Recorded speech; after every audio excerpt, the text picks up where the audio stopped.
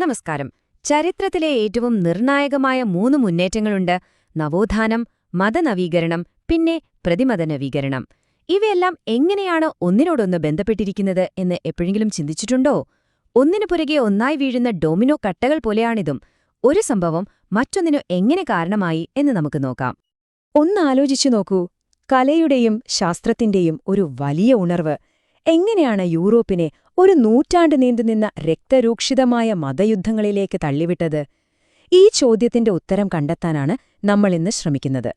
ചരിത്രം എങ്ങനെയാണ് ചിലപ്പോൾ നമ്മളെ അത്ഭുതപ്പെടുത്തുന്നതെന്ന് കാണാം. അപ്പോ നമ്മുടെ ഈ വിശകലനത്തിന് 5 ഭാഗങ്ങളുണ്ട്. ഒരു ലോകം പുനർജനിക്കുന്നതിൽ നിന്ന് നമ്മൾ തുടങ്ങും. പിന്നെ മഹത്തായ മതവിപ്ലവത്തിലേക്ക് കടക്കും. തുടർന്ന് വിഭജിക്കപ്പെട്ട വിശ്വാസം, സഭയുടെ പ്രതികരണം, അവസാനം ഈ സംഭവങ്ങളെല്ലാം ഒരു ഭൂഖണ്ഡത്തെ എങ്ങനെ മാറ്റിമറിച്ചു എന്നും നോക്കും. അപ്പൊ ശരി, നമുക്ക് ആദ്യത്തെ ഡൊമിനോയിൽ നിന്ന് തന്നെ തുടങ്ങാം. നവോത്ഥാനം. കേൾക്കുമ്പോൾ തോന്നാം ഇത് കലയുടെയും സാഹിത്യത്തിന്റെയും മാത്രം കാര്യമാണെന്ന്. പക്ഷെ അങ്ങനെയല്ല. അതിലും എത്രയോ വലുതായിരുന്നു ആ കാലഘട്ടം കൊണ്ടുവന്ന മാറ്റം. നവോത്ഥാനം അല്ലെങ്കിൽ റെനേസാൻസ് എന്ന ഫ്രഞ്ച് വാക്കിന്റെ അർത്ഥം തന്നെ പുനർജന്മം എന്നാണ്. ശരിക്കും അതൊരു പുനർജന്മം തന്നെയായിരുന്നു. അതുവരെ എല്ലാം കണ്ണടച്ചു വിശ്വസിച്ചിരുന്ന ഒരു കാലഘട്ടത്തിൽ നിന്ന് ആളുകൾ ചോദ്യങ്ങൾ ചോദിക്കാൻ തുടങ്ങി, സ്വന്തമായി ചിന്തിക്കാനും അന്വേഷിക്കാനും തുടങ്ങി. അതായിരുന്നു യഥാർത്ഥ മാറ്റം. ഈ സമയത്ത് നടന്ന കാര്യങ്ങൾ നോക്കിയാൽ ശരിക്കും അത്ഭുതം തോന്നും. പലതും ഒരേ സമയത്താണ് സംഭവിച്ചത്. ഒന്ന്, കോൺസ്റ്റാന്റിനോപ്പിളിന്റെ പതനം. അതോടെ അവിടുത്തെ ഗ്രീക്ക് പണ്ഡിതന്മാരെല്ലാം അവരുടെ അറിവുകളുമായി യൂറോപ്പിലേക്ക് വന്നു. അതേ സമയത്താണ് ഗട്ടൻബർഗ് അച്ചടിയന്ത്രം കണ്ടുപിടിക്കുന്നത്. ചിന്തിച്ചു നോക്കൂ, പുതിയ അറിവുകൾ, അത് അതിവേഗം പ്രചരിപ്പിക്കാനുള്ളൊരു മാർഗം. രണ്ടും കൂടെ ഒന്നിച്ചപ്പോ പിന്നെ പറയണ്ടല്ലോ. അതായത് ആ കാലഘട്ടത്തിലെ ഇന്റർനെറ്റ് ആയിരുന്നു അച്ചടിയന്ത്രം എന്ന് പറയാം. സഭയുടെ അധികാരത്തെ ചോദ്യം ചെയ്യുന്ന പുതിയ ആശയങ്ങൾ യൂറോപ്പിലെങ്ങും കാട്ടുതീ പോലെ പടരാൻ ഇത് കാരണമായി.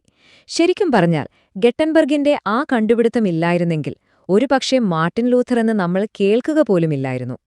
അപ്പോ ഈ പുതിയ ചിന്തകളും ആശയങ്ങളുമൊക്കെ എങ്ങോട്ടാണ് നയിച്ചത്? അതാണ് അടുത്ത ഭാഗം. യൂറോപ്പിലെ ഏറ്റവും വലിയ ശക്തിയായിരുന്ന കത്തോലിക്ക സഭയ്ക്കെതിരെ ഒരു വൻ പൊട്ടിത്തെറിക്ക് ഇത് എങ്ങനെ കാരണമായി എന്ന് നമുക്ക് നോക്കാം. ഈ മതവിപ്ലവത്തിനു പിന്നില് ഒരു കാരണം മാത്രമല്ല ഉണ്ടായിരുന്നത്. പല കാര്യങ്ങൾ ഒരുമിച്ചു വന്നു. അതൊരു മതപരമായ വിഷയം മാത്രമായിരുന്നില്ല. തീർച്ചയായും അതിൽ അധികാരമുണ്ടായിരുന്നു, പണമുണ്ടായിരുന്നു, പിന്നെ ഈ പുതിയ ചിന്തകളും. രാജാക്കന്മാർക്ക് പോപ്പിന്റെ ഇടപെടൽ ഇഷ്ടമായിരുന്നില്ല. സഭയുടെ കയ്യിലുള്ള ഭീമമായ സ്വത്തിൽ അവർക്കൊരു കണ്ണുണ്ടായിരുന്നു. കൂട്ടത്തിൽ നവോത്ഥാനം കൊടുത്ത ധൈര്യത്തിൽ സാധാരണക്കാർ വരെ സഭയുടെ പല കാര്യങ്ങളെയും ചോദ്യം ചെയ്യാൻ തുടങ്ങി. ഇതിനെല്ലാം ഒരു തീപ്പൊരിയുടെ കുറവേ ഉണ്ടായിരുന്നുള്ളൂ. ആ തീപ്പൊരിയായിരുന്നു ദണ്ഡവിമോചനം അഥവാ ഇൻഡൽജൻസ്. സംഭവം ഇതാണ്: സെന്റ് പീറ്റേഴ്സ് ബെസിലിക്ക പണിയാൻ പണം വേണം. അതിനായി സഭ ഒരു വഴി കണ്ടെത്തി. പണം തന്നാൽ പാപങ്ങളിൽ നിന്നും മോചനം നേടാം. പക്ഷെ നവീകരണവാദികൾക്ക് ഇതൊട്ടും ദഹിച്ചില്ല. ദൈവത്തിന്റെ രക്ഷ പണം കൊടുത്തു വാങ്ങാൻ പറ്റുന്ന ഒന്നല്ല എന്നവർ ഉറക്കെ പറഞ്ഞു. ഈ ഒരൊറ്റ വിഷയമാണ് മാർട്ടിൻ ലൂഥറിനെക്കൊണ്ട് പ്രതികരിപ്പിച്ചത്. അങ്ങനെയാണ് മാർട്ടിൻ ലൂഥർ രംഗത്തേക്ക് വരുന്നത്. അദ്ദേഹം തന്റെ 95 വാദങ്ങൾ ഒരു പള്ളിയുടെ വാതിലിൽ ആണിയടിച്ചു തൂക്കി. അതൊരു സാധാരണ പ്രതിഷേധമായിരുന്നില്ല. പോപ്പിന്റെ അധികാരത്തെ നേരിട്ട് ചോദ്യം ചെയ്യുകയായിരുന്നു ലൂഥർ. അതോടെ അതുവരെ ചിതറിക്കിടന്ന എതിർപ്പുകളെല്ലാം ഒരു വലിയ പ്രസ്ഥാനമായി മാറി. ലൂഥർ ജർമ്മനിയിൽ തുടങ്ങിയ ആ മുന്നേറ്റം അവിടെ ഒതുങ്ങി നിന്നില്ല. അതൊരു വലിയ കൊടുങ്കാറ്റായി യൂറോപ്പ് മുഴുവൻ അടിച്ചുവീശി. പലയിടത്തും പുതിയ മതനവീകരണ പ്രസ്ഥാനങ്ങളുണ്ടായി. അതോടെ നൂറ്റാണ്ടുകളായി ഒറ്റക്കെട്ടായി നിന്നിരുന്ന ക്രിസ്തുമതം പലതായി വിഭജിക്കപ്പെട്ടു. അപ്പോ ഈ പ്രസ്ഥാനം ഒന്നല്ല, പലതായിരുന്നു. ഈ പട്ടികയിലേക്ക് നോക്കൂ. ജർമ്മനിയിൽ മാർട്ടിൻ ലൂഥർ ലൂഥറനിസം സ്ഥാപിച്ചു. സ്വിറ്റ്സർലൻഡിൽ ജോൺ കാൽവിൻ വന്നു. ഇംഗ്ലണ്ടിലാണെങ്കിലോ ഹെൻറി 8 രാജാവ് തന്നെ സ്വന്തമായി ഒരു സഭയുണ്ടാക്കി. അങ്ങനെ ഓരോ നേതാവും അവരുടെ ആശയങ്ങൾക്കനുസരിച്ച് പുതിയ പുതിയ വിഭാഗങ്ങളുണ്ടാക്കി. അപ്പോ ഇത്രയൊക്കെ സംഭവിച്ചപ്പോ കത്തോലിക്കാ സഭ വെറുതെ ഇരുന്നോ? ഇല്ല, അവരെ ശക്തമായി തിരിച്ചടിച്ചു. അതിനെയാണ് നമ്മൾ പ്രതിമതനവീകരണം അഥവാ കൗണ്ടർ റീഫോർമേഷൻ എന്ന് പറയുന്നത്.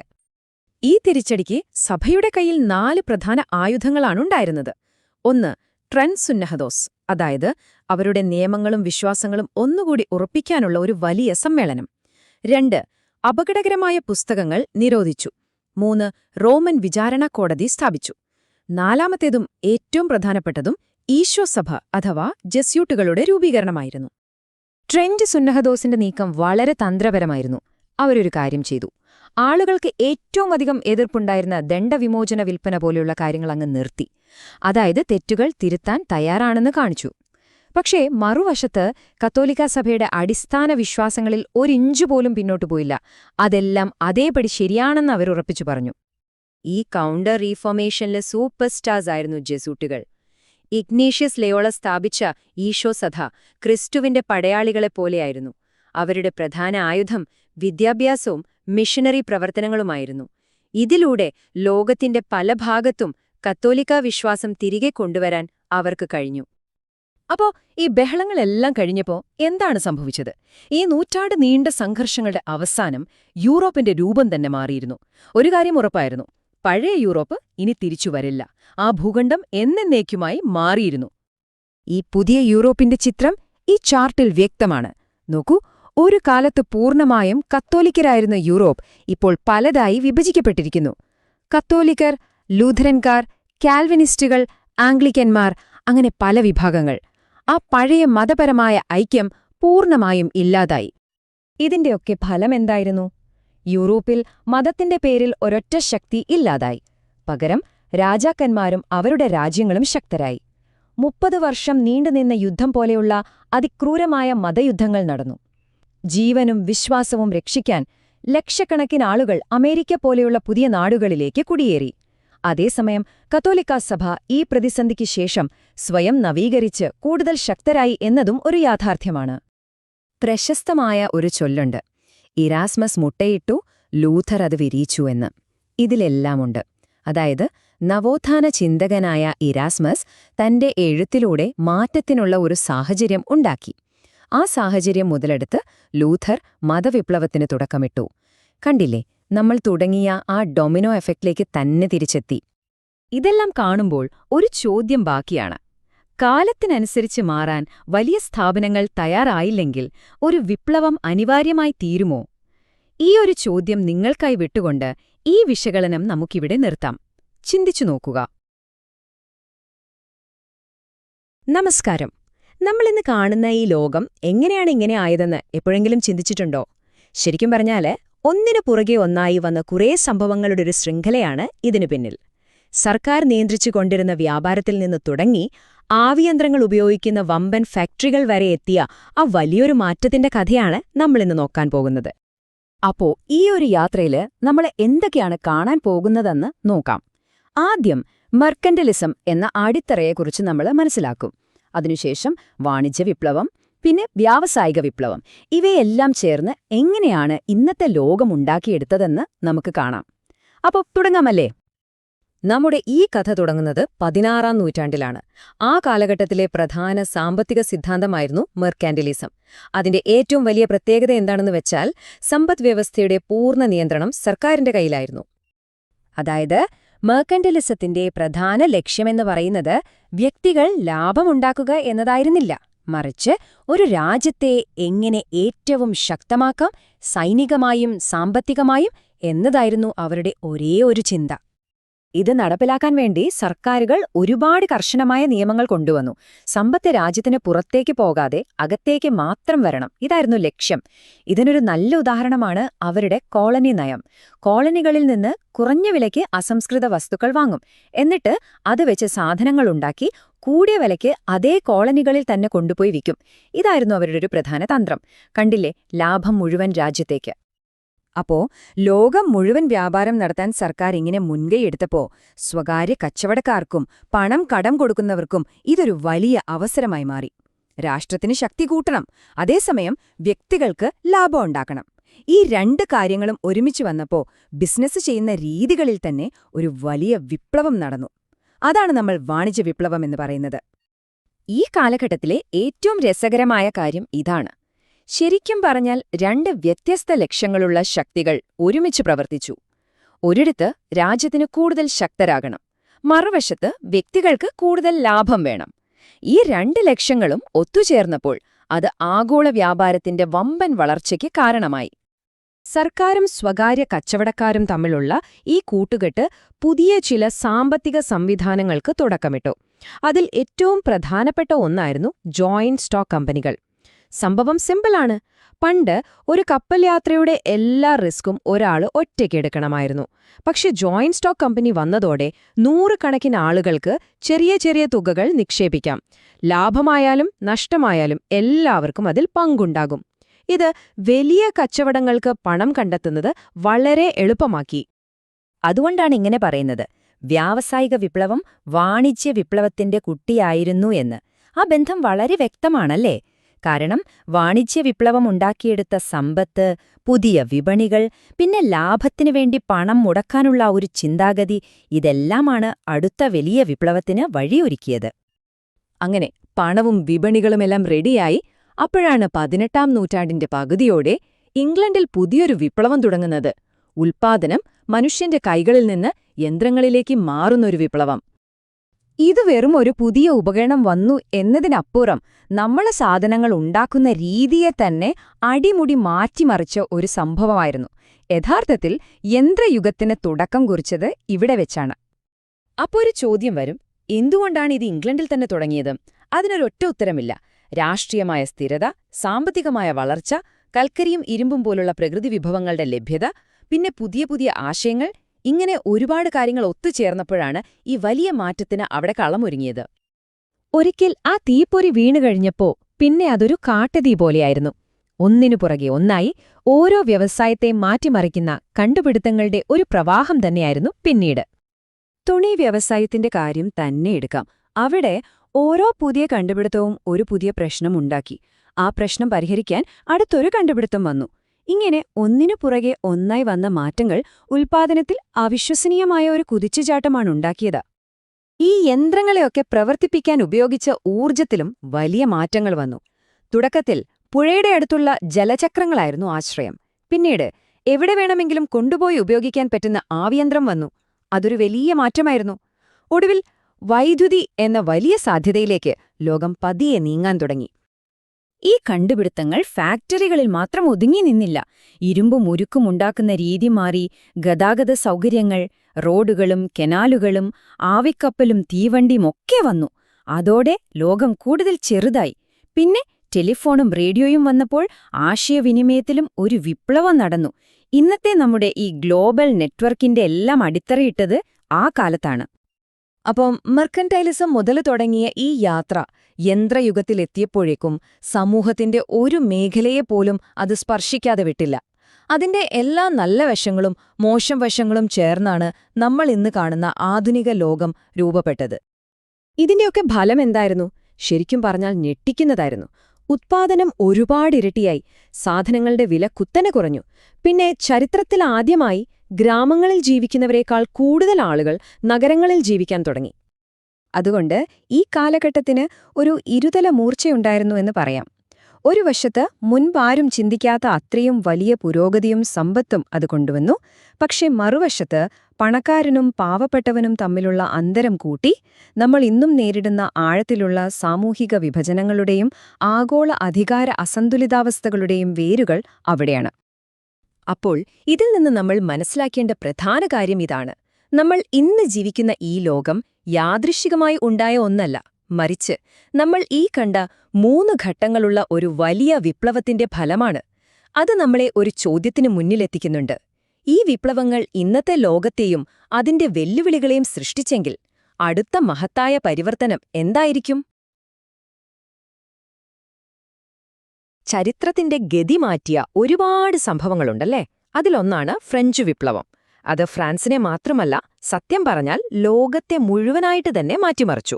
പക്ഷേ ഈ വിപ്ലവത്തിന്റെ തീയും പുകയും നിറഞ്ഞ അന്തരീക്ഷത്തിൽ നിന്ന് ഒരു സാധാരണ പട്ടാളക്കാരൻ എങ്ങനെയാണൊരു ചക്രവർത്തിയായി മാറിയത്? ആ കഥയാണ് നമ്മൾ ഇന്ന് നോക്കാൻ പോകുന്നത്. അപ്പോ ഈ ഒരു വലിയ കഥ നമുക്ക് മനസ്സിലാക്കാൻ എളുപ്പത്തിന് 6 ഭാഗങ്ങളായിട്ട് തിരിക്കാം. ആദ്യം തകർച്ചയുടെ വക്കിലെത്തി നിൽക്കുന്ന ഫ്രാൻസിനെക്കുറിച്ച് നമ്മൾ സംസാരിക്കും. പിന്നെ വിപ്ലവം എങ്ങനെ പൊട്ടിപ്പുറപ്പെട്ടു എന്ന് നോക്കും. അതിൽ നിന്നൊരു ജനറൽ എങ്ങനെ ഉയർന്നുവന്നു, പിന്നീട് കോൺസിൽ നിന്ന് ചക്രവർത്തിയായി ഒരു ഭൂഖണ്ഡം മുഴുവൻ കീഴടക്കി, ഒടുവിൽ ആ സാമ്രാജ്യം എങ്ങനെ തകർന്നു എന്നുവരെ നമ്മൾ വിശദമായിട്ട് കാണും. ഒന്നാം ഭാഗം തകർച്ചയുടെ വക്കീൽ ഫ്രാൻസ്. വിപ്ലവത്തിന് തൊട്ടുമുമ്പുള്ള ഫ്രാൻസ് ശരിക്കും പറഞ്ഞാൽ രണ്ടായി വിഭജിക്കപ്പെട്ട ഒരു രാജ്യമായിരുന്നു അത്. രാജാവിന്റെ ഏകാധിപത്യം ഒരു വലിയ പ്രശ്നമായിരുന്നു, സംശയമില്ല. പക്ഷെ അതിനേക്കാളൊക്കെ വലിയൊരു പ്രശ്നം അവിടെ ഉണ്ടായിരുന്നു. അത് സമൂഹത്തിലെ നിലനിന്നിരുന്ന ഭയങ്കരമായ അസമത്വമായിരുന്നു. ആ സമൂഹത്തിന്റെ ഒരു ഘടന എങ്ങനെയുണ്ടായിരുന്നു എന്ന് നിങ്ങൾ നോക്കൂ. ഒരു ഭാഗത്ത് പ്രഭുക്കന്മാരും പുരോഹിതന്മാരും. ഇവര് ജനസംഖ്യയുടെ ഒരു ചെറിയ ശതമാനം മാത്രമേ ഉള്ളൂ. പക്ഷേ രാജ്യത്തെ 40% സ്വത്തും ഇവരുടെ കയ്യിലായിരുന്നു. ഏറ്റവും വലിയ കാര്യമെന്താണെന്നോ, ഇവർ ₹1 പോലും നികുതി അടയ്ക്കേണ്ടിയിരുന്നില്ല. ഇനി മറുഭാഗത്ത് നോക്കിയാലോ, രാജ്യത്തെ ബഹുഭൂരിപക്ഷം വരുന്ന സാധാരണക്കാർ, അതായത് കർഷകർ. രാജ്യത്തിന്റെ മുഴുവൻ നികുതിഭാരവും ഇവരുടെ തലയിലായിരുന്നു. ജീവിതം പട്ടിണിയിലും ദാരിദ്ര്യത്തിലും. ഈ നികുതികളുടെ കാര്യം കേട്ടാൽ നമുക്ക് മനസ്സിലാകും ആ അസമത്വം എത്രത്തോളം ഭീകരമായിരുന്നു എന്ന്. ടിഥേ എന്ന പേരിൽ പള്ളിക്ക് നികുതി കൊടുക്കണം, സർക്കാരിന് ഭൂനികുതിയായി തൈൽ കൊടുക്കണം. അത് മാത്രമല്ല, ഉപ്പിനും റോഡിനും വരെ ഗബല്ലേ എന്ന പേരിൽ വേറെയും നികുതി. ചുരുക്കി പറഞ്ഞാൽ അന്നൊരു ചൊല്ലുണ്ടായിരുന്നു: പ്രഭുക്കന്മാർ യുദ്ധം ചെയ്യും, പുരോഹിതന്മാർ പ്രാർത്ഥിക്കും, പക്ഷെ പാവം കർഷകർ എപ്പോഴും പണം കൊടുത്തുകൊണ്ടേയിരിക്കണം. ലൂയി 14 ഈ വാക്കുകൾ കേൾക്കുമ്പോൾ തന്നെ നമുക്ക് കാര്യം മനസ്സിലാവും. ഞാനാണ് രാഷ്ട്രം.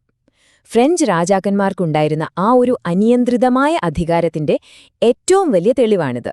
ചോദ്യം ചെയ്യാനോ എതിർക്കാനോ ആരുമില്ല. ഇതും വിപ്ലവത്തിലേക്ക് നയിച്ച ഒരു പ്രധാനപ്പെട്ട രാഷ്ട്രീയ കാരണമായിരുന്നു. രണ്ടാമത്തെ ഭാഗം: വിപ്ലവം ആളിക്കത്തുന്നു. അപ്പോ ഇത്രയൊക്കെ അനീതിയും അസമത്വവുമുള്ളൊരു സമൂഹത്തിൽ അധികകാലം സമാധാനം നിലനിൽക്കില്ലല്ലോ. ഒടുവിൽ ജനങ്ങൾ തെരുവിലിറങ്ങി. അതൊരു വലിയ പൊട്ടിത്തെറിയായി മാറുകയായിരുന്നു. 1789 കാര്യങ്ങൾക്കെല്ലാം ഒരു മാറ്റം വരുന്നത്. രാജ്യം കടുത്ത സാമ്പത്തിക പ്രതിസന്ധിയിലായപ്പോൾ 175 വർഷത്തിനു ശേഷം ആദ്യമായി രാജാവ് എസ്റ്റേറ്റ്സ് ജനറൽ എന്നൊരുതരം പാർലമെന്റ് വിളിച്ചുകൂട്ടി. പക്ഷെ അവിടെയും സാധാരണക്കാരുടെ പ്രതിനിധികളെ അവർക്ക് പുച്ഛമായിരുന്നു. ഇതിൽ പ്രതിഷേധിച്ച് അവർ പുറത്തിറങ്ങി. അടുത്തുള്ളൊരു ടെന്നീസ് കോർട്ടിൽ ഒത്തുകൂടി. എന്നിട്ടൊരു പ്രതിജ്ഞയെടുത്തു: ഫ്രാൻസിനൊരു പുതിയ ഭരണഘടന നൽകാതെ ഞങ്ങൾ പിരിഞ്ഞുപോകില്ല. ഇതാണ് ചരിത്രത്തിൽ ടെന്നീസ് കോർട്ട് ഓത്ത് എന്ന പേരിൽ അറിയപ്പെടുന്നത്. അധികം വൈകാതെ ജൂലൈ 14 ജനക്കൂട്ടം രാജഭരണത്തിന്റെ ഏറ്റവും വലിയ ചിഹ്നമായിരുന്ന ബാസ്റ്റീൽ ജയിൽ ആക്രമിച്ചു തകർത്തു. അതോടുകൂടി ഫ്രഞ്ച് വിപ്ലവത്തിന് തീപിടിച്ചു. വിപ്ലവം ഫ്രാൻസിൽ കൊണ്ടുവന്ന മാറ്റങ്ങൾ ശരിക്കും വിപ്ലവകരമായിരുന്നു. നൂറ്റാണ്ടുകളായി നിലനിന്നിരുന്ന ഫ്യൂഡൽ വ്യവസ്ഥ അവർ നിർത്തലാക്കി. മനുഷ്യന്റെ അവകാശങ്ങളെക്കുറിച്ച് ഒരു പ്രഖ്യാപനം നടത്തി. സ്വാതന്ത്ര്യം, സമത്വം, സാഹോദര്യം എന്നീ 3 തത്വങ്ങൾ രാജ്യത്തിന്റെ അടിസ്ഥാനമായി മാറി. രാജവാഴ്ച പൂർണ്ണമായി അവസാനിപ്പിച്ച് ഫ്രാൻസിനെ ഒരു റിപ്പബ്ലിക്കായി പ്രഖ്യാപിച്ചു. അവസാനം ലൂയി 16 രാജ്ഞിയായിരുന്ന മേരി ആന്റോനെറ്റിയെയും ഗില്ലറ്റിനുപയോഗിച്ച് വധിച്ചു. മൂന്നാമത്തെ ഭാഗം: ഒരു ജനറലിന്റെ ഉദയം. ഈ അരാജകത്വത്തിന്റെയും രക്തച്ചൊരിച്ചിലിന്റെയും ഇടയിൽ നിന്നാണ് നമ്മൾ നേരത്തെ പറഞ്ഞ ആ വ്യക്തി ഉയർന്നുവരുന്നത്. വിപ്ലവത്തിന്റെ പുത്രനെന്ന് പലരും വിശേഷിപ്പിച്ച ആ സൈനികൻ. പ്രശസ്ത ചിന്തകനായ റൂസോ ഒരിക്കൽ ഇങ്ങനെ പറഞ്ഞു: ഈ ചെറിയ ദ്വീപായ കോർസിക്ക ഒരു ദിവസം യൂറോപ്പിനെ അത്ഭുതപ്പെടുത്തുമെന്ന് എനിക്കെന്തോ ഒരു തോന്നലുണ്ട്. ഇതൊരു പ്രവചനം പോലെയായിരുന്നു. കാരണം ഈ വാക്കുകൾ പറഞ്ഞ് 7 വർഷങ്ങൾക്ക് ശേഷം നെപ്പോളിയൻ ബോണപ്പാർട്ട് അതേ ദ്വീപിൽ ജനിച്ചു. നെപ്പോളിയന്റെ വളർച്ച ശരിക്കും അത്ഭുതപ്പെടുത്തുന്നതായിരുന്നു. 10ാമത്തെ വയസ്സിൽ സൈനിക സ്കൂളിൽ ചേർന്നു. 17ാം വയസ്സിൽ ഫ്രഞ്ച് ആർമിയിൽ ഒരു ഓഫീസറായി. വിപ്ലവം വന്നപ്പോൾ കഴിവുള്ളവർക്ക് പെട്ടെന്നുയരാൻ ഒരുപാട് അവസരങ്ങൾ കിട്ടി. നെപ്പോളിയൻ അത് ശരിക്കും മുതലെടുത്തു. 1793 തന്റെ 24ാം വയസ്സിൽ ബ്രിട്ടീഷുകാരിൽ നിന്ന് ടൂലോൺ എന്ന തുറമുഖം തിരിച്ചുപിടിച്ചതോടെ അദ്ദേഹത്തെ ബ്രിഗേഡിയർ ജനറലായി പ്രൊമോട്ട് ചെയ്തു. 4ാമത്തെ ഭാഗം: കോൺസിലിൽ നിന്ന് ചക്രവർത്തിയിലേക്ക്. അപ്പോ ഒരു മികച്ച ജനറൽ എന്ന നിലയിൽ പേരെടുത്ത നെപ്പോളിയൻ എങ്ങനെയാണ് ഫ്രാൻസിന്റെ പരമാധികാരിയായി മാറിയത്? നമുക്ക് നോക്കാം. നെപ്പോളിയന്റെ നീക്കങ്ങൾ വളരെ തന്ത്രപരമായിരുന്നു. ഒന്നാമത്തെ സ്റ്റെപ്പ്: വിപ്ലവത്തിനുശേഷം നിലവിൽ വന്ന ദുർബലമായ സർക്കാരിനെ പട്ടാളത്തെ ഉപയോഗിച്ച് അട്ടിമറിച്ചു. രണ്ടാമതായി, കോൺസുലേറ്റ് എന്ന പേരിൽ 3 പേരടങ്ങുന്ന ഒരു പുതിയ ഭരണ സംവിധാനമുണ്ടാക്കി. മൂന്നാമതായി, ആ 3 പേരിൽ ഏറ്റവും അധികാരമുള്ള ഫസ്റ്റ് കോൺസലായി സ്വയം നിയമിച്ചു. ഒടുവിൽ 1804 ജനങ്ങളുടെ വലിയ പിന്തുണയോടെ അദ്ദേഹം സ്വയം ഫ്രാൻസിന്റെ ചക്രവർത്തിയായി കിരീടമണിഞ്ഞു. അധികാരം പിടിച്ചെടുത്തതിനെക്കുറിച്ച് നെപ്പോളിയൻ തന്നെ പറഞ്ഞതിങ്ങനെയാണ്: ഫ്രാൻസിന്റെ കിരീടം നിലത്ത് ആർക്കും വേണ്ടാതെ കിടക്കുകയായിരുന്നു. ഞാൻ എന്റെ വാളുകൊണ്ട് അതെടുത്ത് മാതായിൽ വെച്ചു. അതായത് അരാജകത്വത്തിൽ മുങ്ങിപ്പോയ ഒരു രാജ്യത്ത് ക്രമസമാധാനം കൊണ്ടുവരാൻ തനിക്ക് മാത്രമേ കഴിയൂ എന്ന് അദ്ദേഹം വിശ്വസിച്ചു. അതൊരു അവസരമായിട്ടാണ് അദ്ദേഹം കണ്ടത്. 5ാമത്തെ ഭാഗം ഒരു ഭൂഖണ്ഡം കീഴടക്കുന്നു. നെപ്പോളിയന്റെ ലക്ഷ്യം ഫ്രാൻസിന്റെ ചക്രവർത്തിയാവുക എന്നതിൽ മാത്രം ഒതുങ്ങിയില്ല. യൂറോപ്പ് മുഴുവൻ തന്റെ കാൽക്കീഴിലാക്കുക എന്നതായിരുന്നു അദ്ദേഹത്തിന്റെ അടുത്ത സ്വപ്നം. 1805 നടന്ന ഓസ്ട്രലിറ്റ്സ് യുദ്ധം. ഇതിനെ പലരും നെപ്പോളിയന്റെ സൈനിക ജീവിതത്തിലെ ഏറ്റവും വലിയ വിജയമായിട്ടാണ് കാണുന്നത്. ഒരു വശത്ത് റഷ്യയുടെയും ഓസ്ട്രിയയുടെയും കൂറ്റൻ സംയുക്ത സൈന്യം, മറുവശത്ത് നെപ്പോളിയൻ. ആ യുദ്ധത്തിൽ അദ്ദേഹം നേടിയ നിർണായക വിജയം അദ്ദേഹത്തെ ഒരു സൈനിക പ്രതിഭയാക്കി മാറ്റി. എന്നാൽ നെപ്പോളിയന് എപ്പോഴും ഒരു തലവേദനയായിരുന്നു ബ്രിട്ടൻ.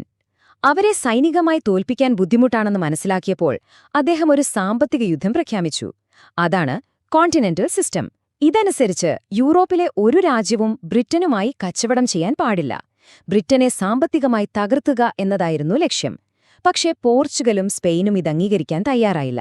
അവരെ ആക്രമിക്കാൻ പോയത് നെപ്പോളിയന്റെ പതനത്തിന് കാരണമായ വലിയൊരു തെറ്റായി മാറി. 6ാമത്തെയും അവസാനത്തെയും ഭാഗം ചക്രവർത്തിയുടെ പതനം. എല്ലാ ഉയർച്ചയ്ക്കും ഒരു താഴ്ചയുണ്ടെന്ന് പറയുന്നതുപോലെ നെപ്പോളിയന്റെ പതനത്തിന്റെ കഥയാണിത്. വാട്ടർലൂവിലേക്കുള്ള വഴി. 1812 ഈ വർഷം നെപ്പോളിയന്റെ ജീവിതത്തിൽ വളരെ നിർണായകമായിരുന്നു. അദ്ദേഹത്തിന്റെ സാമ്രാജ്യത്തിന്റെ അവസാനത്തിന്റെ തുടക്കം കുറിച്ച വർഷം. റഷ്യയെ ആക്രമിക്കാൻ അദ്ദേഹം തീരുമാനിച്ച വർഷം. റഷ്യൻ അധിനിവേശം ഒരു സമ്പൂർണ്ണ പരാജയമായിരുന്നു.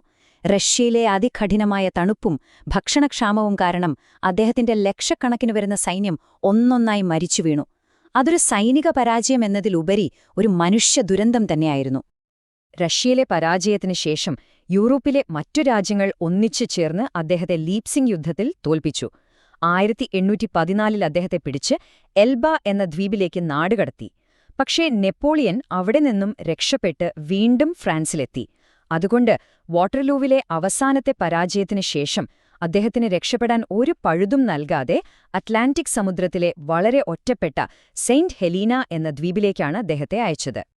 ഒരു ചോദ്യം ബാക്കിയാണ്. എൽബയിൽ നിന്ന് രക്ഷപ്പെട്ട ശേഷം വാട്ടർലൂവിൽ വെച്ച് നെപ്പോളിയന് തന്റെ സാമ്രാജ്യം തിരിച്ചുപിടിക്കാൻ കഴിയുമായിരുന്നോ?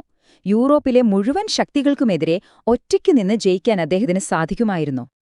എന്നാൽ 1815 ചരിത്രപ്രസിദ്ധമായ വാട്ടർലൂ യുദ്ധത്തിൽ ഡ്യൂക്ക് ഓഫ് വെല്ലിംഗ്ടണിന്റെ നേതൃത്വത്തിലുള്ള ബ്രിട്ടീഷ് സൈന്യത്തോട് നെപ്പോളിയൻ പരാജയപ്പെട്ടു. അതായിരുന്നു അദ്ദേഹത്തിന്റെ അവസാനത്തെ യുദ്ധം. സെന്റ് ഹെലീനയിൽ തടവിലാക്കപ്പെട്ട അദ്ദേഹം 1821 തന്റെ 51ാം വയസ്സിൽ അവിടെ വെച്ച് അന്തരിച്ചു.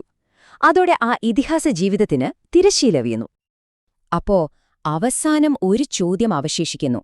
ആരായിരുന്നു നെപ്പോളിയൻ? വിപ്ലവം മുന്നോട്ടുവെച്ച സ്വാതന്ത്ര്യം, സമത്വം, സാഹോദര്യം എന്നീ ആശയങ്ങൾ നടപ്പിലാക്കിയൊരു നായകനാണോ അദ്ദേഹം? അതോ സ്വന്തം സാമ്രാജ്യം കെട്ടിപ്പടുക്കാൻ വേണ്ടി ആ ആശയങ്ങളെ ചവിട്ടിമെതിച്ചൊരു ഏകാധിപതിയാണോ? ഈ ചോദ്യത്തിന് ചരിത്രത്തിൽ ഇന്നും ഒരൊറ്റ ഉത്തരമില്ല. നിങ്ങളുടെ അഭിപ്രായം എന്താണ്? 19ാം നൂറ്റാണ്ടിലെ യൂറോപ്പിനെക്കുറിച്ച് ഒന്ന് ഓർത്തുനോക്കൂ. ഇന്നത്തെ പോലെ ആയിരുന്നില്ല അന്ന്. പഴയ സാമ്രാജ്യങ്ങൾ ക്ഷയിക്കുന്നു, പുതിയ രാജ്യങ്ങൾ ജനിക്കുന്നു. യൂറോപ്പിന്റെ ഭൂപടം തന്നെ കീറി മുറിക്കപ്പെടുകയായിരുന്നു. ഇതിനെല്ലാം പിന്നിൽ ഒരൊറ്റ ആശയമായിരുന്നു, വളരെ ശക്തമായ ഒരെണ്ണം: ദേശീയത. ആ ആശയത്തിന്റെ കഥയും അത് 2 വലിയ രാജ്യങ്ങൾക്ക് ജന്മം നൽകിയതിന്റെ കഥയുമാണ് നമ്മൾ ഇന്ന് കാണാൻ പോകുന്നത്. അപ്പോൾ ഈ വലിയ മാറ്റം എങ്ങനെയാണ് സംഭവിച്ചതെന്ന് നമുക്ക് നോക്കാം. നമ്മൾ 4 പ്രധാന കാര്യങ്ങളിലൂടെയാണ് കടന്നുപോകാൻ പോകുന്നത്. ആദ്യം ഈ രാഷ്ട്രഭരണകൂടം എന്ന ആശയം എന്താണെന്ന് നമ്മൾ മനസ്സിലാക്കും. പിന്നെ നമ്മൾ ഇറ്റലിയുടെ കഥ കാണും. അതിനുശേഷം ജർമ്മനിയിലേക്ക് പോകും. അവസാനം ഈ 2 രാജ്യങ്ങളുടെ പിറവി യൂറോപ്പിനെ എങ്ങനെയാണ് മൊത്തത്തിൽ മാറ്റിമറിച്ചതെന്നും നമ്മൾ പരിശോധിക്കും. അപ്പോ നമുക്ക് ആദ്യം തുടങ്ങാം. എന്തായിരുന്നു ഈ യൂറോപ്പിനെ മുഴുവൻ പിടിച്ചുകുലുക്കിയ ആ ആശയം? അതാണ് രാഷ്ട്ര ഭരണകൂടം അഥവാ നേഷൻ സ്റ്റേറ്റ്. ഈ ഒരു ആശയം വ്യക്തമായി മനസ്സിലാക്കിയാൽ മാത്രമേ ഇറ്റലിയുടെയും ജർമ്മനിയുടെയും കഥ നമുക്ക് ശരിക്കും ഉൾക്കൊള്ളാൻ കഴിയൂ. ലളിതമായി പറഞ്ഞാൽ എന്താണിത്? ഒരേ ഭാഷ സംസാരിക്കുന്ന, ഒരേപോലത്തെ സംസ്കാരവും ചരിത്രവുമുള്ളൊരു ജനതയ്ക്ക് അവരുടേതായ ഒരു ഗവൺമെന്റും വ്യക്തമായ അതിർത്തികളുമുള്ള ഒരു സംവിധാനം. ഇത് പണ്ടത്തെ ചെറിയ നഗരരാഷ്ട്രങ്ങളെക്കാൾ വലുതാണ്. എന്നാൽ പലതരം ജനങ്ങളെ ഒരുമിച്ച് ഭരിക്കുന്ന ഓസ്ട്രിയൻ സാമ്രാജ്യം പോലുള്ളവയിൽ നിന്ന് വളരെ വ്യത്യസ്തവുമാണ്. ഇവിടുത്തെ പ്രധാന ആശയം നമ്മളെല്ലാം ഒന്ന് എന്ന ചിന്തയാണ്. അപ്പോൾ ചോദ്യം ഇതാണ്: എന്തുകൊണ്ടാണ് ഈ ആശയം പെട്ടെന്നിങ്ങനെ ആളിക്കത്തിയത്? അതിന് കുറേ കാരണങ്ങളുണ്ട്. നമുക്കൊന്ന് നോക്കാം. 1. അച്ചടിയൊക്കെ വന്നതോടെ പൊതുവായ ഭാഷകൾക്ക് പ്രാധാന്യം കൂടി. ഇത് ജനങ്ങളെ ഒരുമിപ്പിക്കാൻ സഹായിച്ചു. 2. രാജാക്കന്മാർക്ക് ദൈവം കൊടുത്ത അധികാരമാണെന്ന പഴയ ചിന്തയൊക്കെ മാറി. അധികാരം ജനങ്ങളിൽ നിന്നാണ് വരുന്നതെന്ന റോമൻ നിയമത്തിലെ ആശയത്തിന് വീണ്ടും പ്രചാരം കിട്ടി. പിന്നെ കച്ചവടക്കാർക്ക് തങ്ങളുടെ വ്യാപാരത്തിന് സുരക്ഷിതമായ, കൃത്യമായ നിയമങ്ങളൊക്കെയുള്ള ഒരിടം വേണമായിരുന്നു. ഈ ഘടകങ്ങളെല്ലാം ചേർന്നപ്പോൾ രാഷ്ട്രഭരണകൂടമെന്ന ആശയത്തിന് വളരാൻ പറ്റിയ നല്ലൊരു സാഹചര്യമൊരുങ്ങി. ഈ മാറ്റത്തിന്റെ തീപ്പൊരി വന്നത് എവിടെ നിന്നാണെന്നറിയോ? അമേരിക്കൻ, ഫ്രഞ്ച് വിപ്ലവങ്ങളിൽ നിന്നായിരുന്നു അത്. സ്വാതന്ത്ര്യം, സമത്വം, സാഹോദര്യം എന്ന ആ മുദ്രാവാക്യം യൂറോപ്പിലാകെ അലയടിച്ചു. ഞങ്ങളൊരു രാജാവിന്റെ പ്രജകൾ മാത്രമല്ല, മറിച്ചൊരു രാഷ്ട്രത്തിലെ പൗരന്മാരാണ് എന്ന ചിന്ത ജനങ്ങളിൽ പതിയെ പതിയെ ശക്തമായി വന്നു. ഈ ചിന്തയാണ് ദേശീയതയുടെ ആണിക്കല്ല്. ഇനി നമുക്ക് നമ്മുടെ ആദ്യത്തെ കേസ് സ്റ്റഡിയിലേക്ക് പോകാം, ഇറ്റലിയിലേക്ക്. ഇന്ന് നമ്മൾ ഫാഷന്റെയും ഫുഡിന്റെയും ഫെറാറിയുടെയും ഒക്കെ നാടായി അറിയുന്ന ഇറ്റലി ഒരു കാലത്ത് വെറുമൊരു ഭൂമിശാസ്ത്രപരമായ പ്രയോഗം മാത്രമായിരുന്നു. ഈ വാക്കുകളൊന്ന് ശ്രദ്ധിച്ചു കേൾക്കണം. ഇത് പറഞ്ഞത് ഓസ്ട്രിയൻ ചാൻസലറായിരുന്ന പ്രിൻസ് മെറ്റേണിക്കാണ്. എന്തൊരു പുച്ഛത്തോടെയാണ്, അല്ലേ? ഇറ്റലി ഒരു രാജ്യമല്ല, വെറും ഭൂപടത്തിലെ ഒരു സ്ഥലം മാത്രം. ഇത് ഇറ്റലിക്കാരെ സംബന്ധിച്ച് വലിയൊരു അപമാനമായിരുന്നു. പക്ഷെ അക്കാലത്ത് അതൊരു സത്യം കൂടിയായിരുന്നു. അന്നത്തെ ഇറ്റലിയുടെ അവസ്ഥ ശരിക്കും ഒരു ചിതറിക്കിടക്കുന്ന പസിൽ പോലെയായിരുന്നു. ഓരോ കഷ്ണവും ഓരോരുത്തരുടെ കയ്യിൽ. വടക്ക് ഓസ്ട്രിയയുടെ കയ്യിൽ, തെക്ക് സ്പെയിനിന്റെ കയ്യിൽ, നടുക്ക് പോപ്പിന്റെ ഭരണത്തിൽ. നെപ്പോളിയൻ വന്ന് ഇതിനെ താൽക്കാലികമായി ഒന്ന് ഒരുമിപ്പിച്ചെങ്കിലും അദ്ദേഹത്തിന്റെ പതനത്തോടെ എല്ലാം പഴയപടിയായി. ഈയൊരു നിരാശയിൽ നിന്നാണ് കാർബോണാരി പോലുള്ള രഹസ്യ സംഘടനകൾ ഉണ്ടാവുന്നത്. ഇറ്റലിയെ ഒന്നിപ്പിക്കുക എന്ന ലക്ഷ്യത്തോടെ അവർ രഹസ്യമായി പ്രവർത്തിച്ചു തുടങ്ങി. ഇറ്റലിയുടെ ഈ ഏകീകരണം ഒരു ഗംഭീര നാടകം പോലെയായിരുന്നു. അതിൽ 3 ഹീറോകളുണ്ടായിരുന്നു. മസീനിയായിരുന്നു അതിന്റെ ആത്മാവ്. തന്റെ എഴുത്തിലൂടെ ജനങ്ങളുടെ മനസ്സിൽ ദേശീയതയുടെ തീ കൊളുത്തിയ പ്രവാചകൻ. കാവൂറായിരുന്നു അതിന്റെ തലച്ചോറ്. മറ്റു യൂറോപ്യൻ ശക്തികളുമായി ചർച്ച നടത്തി കാര്യങ്ങൾ സാധിച്ചെടുത്ത തന്ത്രശാലിയായ നയതന്ത്രജ്ഞൻ. പിന്നെ ഗാരിബോൾഡി, അദ്ദേഹമായിരുന്നു അതിന്റെ വാൾ. ചെങ്കുപ്പായക്കാരുടെ സൈന്യവുമായി യുദ്ധം നയിച്ച ധീരനായ പോരാളി. ഈ 3 പേരും ഒരുമിച്ച് നിന്നാണ് അസാധ്യമെന്ന് ലോകം കരുതിയ കാര്യം സാധിച്ചെടുത്തത്. ഇനി ഈ ടൈംലൈൻ ഒന്ന് നോക്കിക്കേ. ഓരോ ചുവടും എത്ര കൃത്യമായിട്ടാണ് വെച്ചതെന്ന് കാണാം. 1858 കാവൂർ ഫ്രാൻസുമായി ഒരു രഹസ്യ ഉടമ്പടിയുണ്ടാക്കുന്നു. തൊട്ടടുത്ത വർഷം അവർ ഒരുമിച്ച് ഓസ്ട്രിയയെ തോൽപ്പിക്കുന്നു. പിന്നെ 1860 ഗാരിബാൾഡിയുടെ പോരാളികൾ തെക്കൻ ഇറ്റലി പിടിച്ചെടുക്കുന്നു. അങ്ങനെ പടിപടിയായി മുന്നേറി ഒടുവിൽ 1871 റോം കൂടി ചേർന്നതോടെയാണ് ഏകീകൃത ഇറ്റലി എന്ന സ്വപ്നം പൂർണ്ണമായത്. ഓക്കേ, അപ്പൊ ഇറ്റലിയുടെ കഥ നമ്മൾ കണ്ടു. ഇനി നമുക്ക് ജർമ്മനിയിലേക്ക് വരാം. ഇറ്റലിയുടെ കഥയിൽ കുറച്ച് ജനകീയ മുന്നേറ്റവും നയതന്ത്രവുമൊക്കെ ഉണ്ടായിരുന്നെങ്കിൽ ജർമ്മനിയുടെ കഥ തീർത്തും വ്യത്യസ്തമാണ്. ഇത് രക്തവും ഉരുക്കും കൊണ്ടെഴുതിയ ഒരു ചരിത്രമാണ്. ഇറ്റലിയെപ്പോലെ തന്നെ ജർമ്മനിയും തുടക്കത്തിൽ ഒരു പേരല്ലാതെ മറ്റൊന്നുമല്ലായിരുന്നു. 300-ലധികം കുഞ്ഞൻ സംസ്ഥാനങ്ങൾ. പക്ഷേ ഇവിടെ ഒരു വലിയ വ്യത്യാസമുണ്ടായിരുന്നു. ആ വ്യത്യാസത്തിന്റെ പേരാണ് പ്രഷ്യ. ജർമ്മൻ സംസ്ഥാനങ്ങൾക്കിടയിൽ പ്രഷ്യ എന്ന ഒരു അതിശക്തമായ സൈനിക ശക്തിയുണ്ടായിരുന്നു. ഈ ശക്തിയാണ് പിന്നീട് ജർമ്മൻ ഏകീകരണത്തിന്റെ എഞ്ചിനായി മാറിയത്. ഇവിടെയാണ് കഥയിലെ ഒരു ട്വിസ്റ്റ്. ജർമ്മൻ ഐക്യത്തിലേക്കുള്ള ആദ്യത്തെ ചുവടുവയ്പ് ഒരു യുദ്ധമായിരുന്നില്ല, അതൊരു സാമ്പത്തിക നീക്കമായിരുന്നു. സോൾവെറിൻ. എന്താണിത്? സിമ്പിളാണ്. പ്രഷ്യയുടെ നേതൃത്വത്തിൽ തുടങ്ങിയ ഈ കസ്റ്റംസ് യൂണിയൻ ജർമ്മൻ സംസ്ഥാനങ്ങൾക്കിടയിലുള്ള കച്ചവടത്തിനുള്ള ടാക്സുകൾ എടുത്തുകളഞ്ഞു. ആദ്യമായി ജർമ്മനിയിലൂടെ സാധനങ്ങൾക്ക് അതിർത്തി കടക്കാൻ പണം കൊടുക്കേണ്ടി വന്നില്ല. അതായത് രാഷ്ട്രീയമായി ഒന്നിക്കുന്നതിനു മുമ്പേ അവർ സാമ്പത്തികമായി ഒന്നിച്ചു കഴിഞ്ഞിരുന്നു. അപ്പോഴാണ് ഈ ചിത്രത്തിൽ കാണുന്ന ആള് വരുന്നത്, Otto von Bismarck. Iron chancellor എന്നറിയപ്പെടുന്ന ഇദ്ദേഹത്തിന് പ്രസംഗങ്ങളിലോ പാർലമെന്റിലെ ചർച്ചകളിലോ ഒന്നും ഒരു താൽപ്പര്യവുമില്ലായിരുന്നു. അദ്ദേഹത്തിന്റെ പോളിസി വളരെ വ്യക്തമായിരുന്നു. ജർമ്മനിയുടെ ഭാവി തീരുമാനിക്കേണ്ടത് രക്തവും ഉരുക്കും കൊണ്ടാണ്, അതായത് യുദ്ധത്തിലൂടെയും സൈനിക ശക്തിയിലൂടെയും മാത്രം. ബിസ്മാർക്കിന് ഒരു മാസ്റ്റർ പ്ലാൻ ഉണ്ടായിരുന്നു. കൃത്യം 3 യുദ്ധങ്ങൾ. അതൊരു ചെസ് കളി പോലെയായിരുന്നു. ഓരോ നീക്കവും അടുത്തതിലേക്ക് വഴിതെളിച്ചു. ആദ്യം ഡെൻമാർക്കിനെതിരെ, ജർമ്മൻ സംസാരിക്കുന്ന ചില പ്രദേശങ്ങൾ പിടിച്ചെടുക്കാൻ. പിന്നെ ഓസ്ട്രിയയ്ക്കെതിരെ, ജർമ്മൻ സംസ്ഥാനങ്ങളുടെ നേതാവ് പ്രഷ്യ ആണെന്ന് സ്ഥാപിക്കാൻ. അവസാനം ഫ്രാൻസിനെതിരെ, ബാക്കിയുള്ള തെക്കൻ സംസ്ഥാനങ്ങളെ കൂടി ഒപ്പം നിർത്താൻ. ഓരോ യുദ്ധവും അടുത്തതിലേക്കുള്ള ഒരു ചവിട്ടുപടിയായിരുന്നു. ബിസ്മാർക്കിന്റെ പ്ലാൻ എത്ര വേഗത്തിലാണ് വിജയിച്ചതെന്ന് നോക്കൂ. 1864 ഡെൻമാർക്ക്, 2 വർഷം കഴിഞ്ഞ് 1866 ഓസ്ട്രിയ, അതും വെറും 7 ആഴ്ച കൊണ്ട്. Final step 1871 ഫ്രാൻസിനെതിരെ. എന്നിട്ട് ഏറ്റവും വലിയൊരു ട്വിസ്റ്റ് എന്താണെന്നറിയോ? ജർമ്മൻ സാമ്രാജ്യം പ്രഖ്യാപിച്ചത് ഫ്രഞ്ച് രാജാക്കന്മാരുടെ സ്വന്തം കൊട്ടാരമായ വെർസൈൽസിൽ വെച്ചാണ്. അതിൽ പരമൊരു മറുപടി ഫ്രാൻസിന് കൊടുക്കാനില്ലായിരുന്നു. അങ്ങനെ യൂറോപ്പിന്റെ ഹൃദയത്തിൽ ഇറ്റലിയും ജർമ്മനിയും പുതിയ വൻശക്തികളായി മാറി. പക്ഷെ ഇതിന്റെ പ്രത്യാഘാതം ആ 2 രാജ്യങ്ങളിൽ മാത്രം ഒതുങ്ങിയില്ല. യൂറോപ്പിന്റെ അധികാര സമവാക്യം തന്നെ അതോടെ മാറിമറിഞ്ഞു. അപ്പോ എന്താണ് ശരിക്കും സംഭവിച്ചത്? 1. യൂറോപ്പിന്റെ നടുക്ക് 2 പുതിയ കരുത്തരായ രാജ്യങ്ങൾ വന്നു. 2. അതുവരെ കാര്യങ്ങൾ നിയന്ത്രിച്ചിരുന്ന ഫ്രാൻസിന്റെയും ഓസ്ട്രിയയുടെയും പ്രതാപം ഇടിഞ്ഞു. ഏറ്റവും പ്രധാനമായി, ദേശീയത എന്ന ആശയം എത്രമാത്രം ശക്തമാണെന്ന് ലോകം കണ്ടു. രാജ്യങ്ങളെ ഉണ്ടാക്കാൻ മാത്രമല്ല, വലിയ സാമ്രാജ്യങ്ങളെ തകർക്കാനും അതിന് കഴിയുമെന്ന് തെളിഞ്ഞു. സത്യം പറഞ്ഞാൽ 20-ാം നൂറ്റാണ്ടിലെ ലോകമഹായുദ്ധങ്ങളിലേക്കുള്ള വഴി തുറന്നത് ഇവിടെ നിന്നായിരുന്നു. അപ്പോൾ നമ്മൾ ഈ ചർച്ച അവസാനിപ്പിക്കുന്നത് ഈ ഒരു ചോദ്യത്തോടെയാണ്. ദേശീയത എന്ന ആശയം ഇറ്റലിയെയും ജർമ്മനിയെയും പോലുള്ള ശക്തമായ രാജ്യങ്ങളെ കെട്ടിപ്പടുത്തു. പക്ഷേ ഇതേ ആശയം തന്നെ ലോകത്തിന്റെ മറ്റു ഭാഗങ്ങളിൽ വലിയ യുദ്ധങ്ങൾക്കും സാമ്രാജ്യങ്ങളുടെ തകർച്ചയ്ക്കും കാരണമായതെങ്ങനെയാണ്?